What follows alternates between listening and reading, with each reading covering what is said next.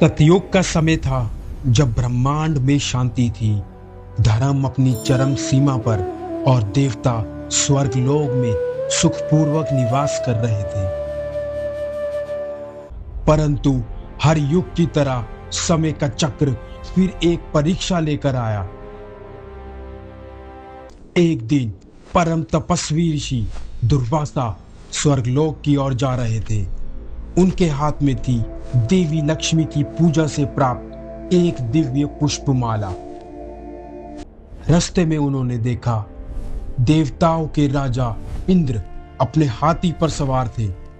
ऋषि ने हंसते हुए वह माला इंद्र को दी और कहा, इसका सम्मान करो, इसमें स्वयं लक्ष्मी का आशीर्वाद है।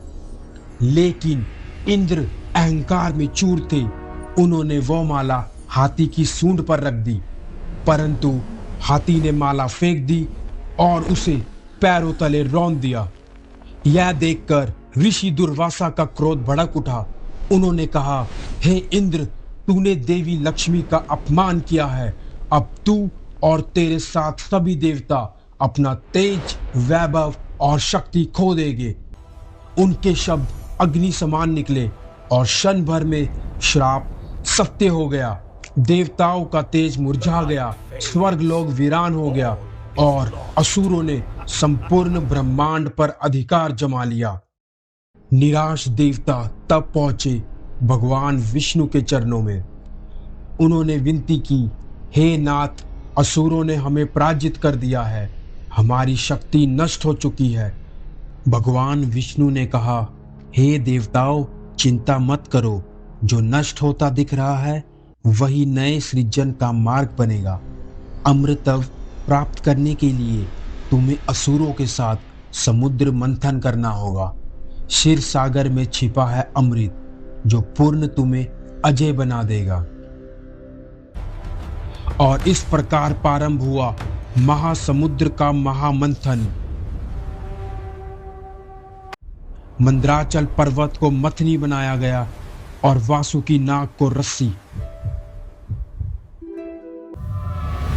देवता और असुर एक ही रस्सी के दो छोर पर खड़े हुए।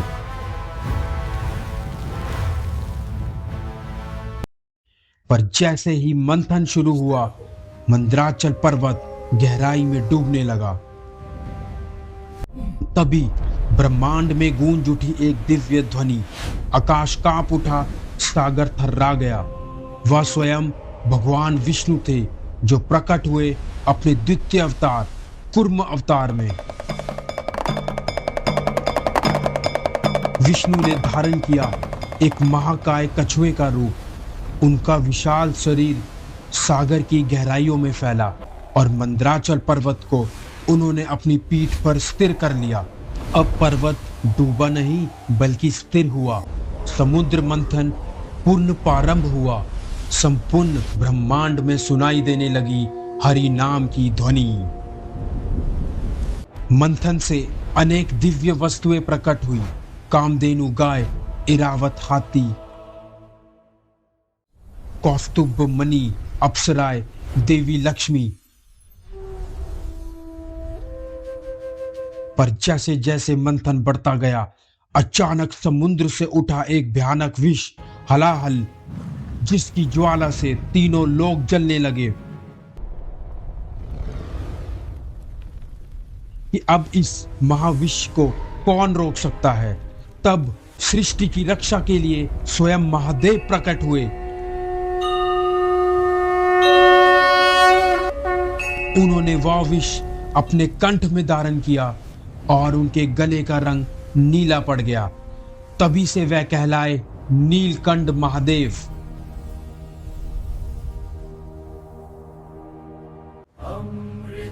और अंत में निकला अमृत, जिसको देवताओं ने प्राप्त किया। उनकी शक्ति लौटी और धर्म की पूर्ण स्थापना हुई। और जब सब शांत हुआ, भगवान विष्णु अपने कूर्म रूप से अदृश्य हो गए, जैसे स्वयं ब्रह्मांड ने उन्हें भीतर समा लिया हो। कूर्म अवतार हमें सिखाता है, जब सृष्टि डगमगाने लगे तो भगवान स्वयं आधार बन जाते हैं। जब सब डगमगाता है तब भगवान विष्णु स्वयं धरती का आधार बन जाते हैं।